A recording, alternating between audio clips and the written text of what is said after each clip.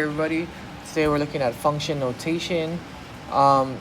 Just to remember, and this is something that sometimes we don't cover in high school. I know I didn't see it in high school, and it's really easy once you understand it. But anytime we have some function notation like this, where you have some letter with a variable inside, a lot of times it's going to be x, because we like to use our x as our independent variable. They basically mean y. They're more specific in the sense that if you see one of these cases, then we know we absolutely have a function, so we don't have to guess if it's a function or not. But basically, for every 99.9% of our math, it just means the same thing. We can assume it to mean the same thing as y. So the first task they're asking us to do is pretty straightforward.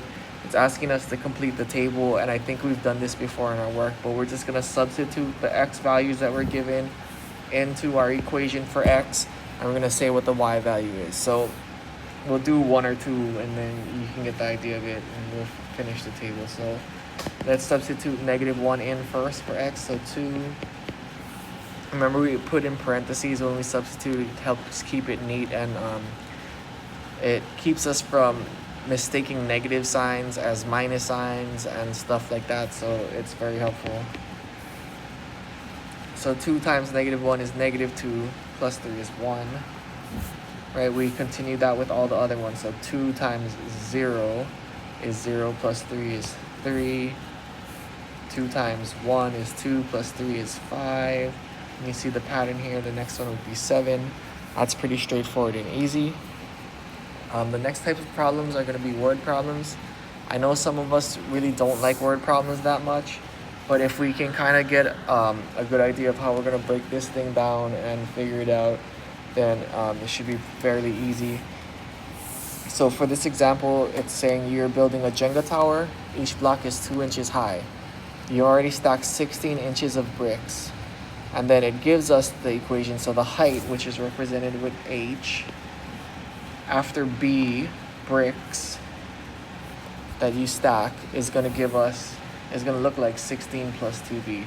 So 16 is the starting amount, right? That's this 16 that we're given, and then the representation of each brick. So each brick is 2 inches high, so we multiply the number of bricks we stack by 2. So it's good in the sense that it gives you the word problem, but it also gives you the equation. But I'm sure you guys could build your own equation if it asked you to. All right, so how tall is the tower after you add 15 bricks? Okay, so 15, remember bricks is represented by B. So we're going to substitute our 15 into B. So h of 15 equals 16 plus 2. And we're substituting that B with a 15. All right, so we're not going to worry about this part. We don't have to do anything with that. It's just saying if we substitute 15 in for our b into the function h, what is our number? So 16 plus 2 times 15. Remember order of operations. Since we're simplifying now, we're not solving. We're going to go ahead and multiply first. So 2 times 15 is 30.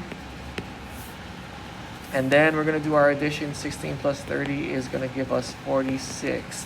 So we know that our stack, our tower, is going to be 46.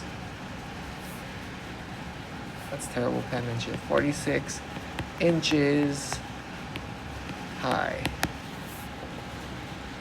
All right, so identify what it's giving you and where we need to substitute it in for, and then you should be good. All right, so another example like this, a little bit more, one more question it's asking us. And it's good because we have to think about where we're substituting things in for. So for this example, it says you want to buy a $600 phone. You save $25 a week. The amount you need, which is A in dollars, after W weeks is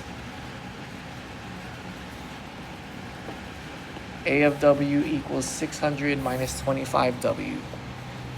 So the first thing it's asking is, how much do you need after 6 weeks? Okay, so this is just like the one we did. We're going to plug in 6 because that represents our weeks into our W. So A after 6 weeks is going to be 600 minus 25 times W is 6. Alright, so 600 minus 25 times 6 is 150. So we're still gonna have to save $40 or $450.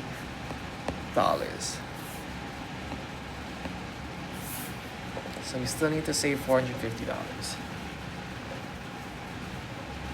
Now the next question is asking us if you still need $125, how many weeks? So we have to find out how many weeks have you been saving. So this one's a little trickier. So we know that the amount we need is the A. So we're gonna substitute in for A of W. We're gonna say that's equal to 125.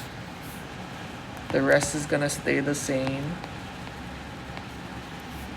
And our job is to solve for W because we're trying to find the weeks here.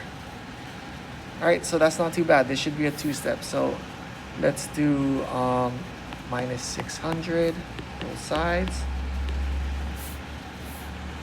That'll be 0 on the right-hand side. That's what we want to do. We want to get rid of that 600. 125 minus 600 is 475. Don't forget your sign, negative.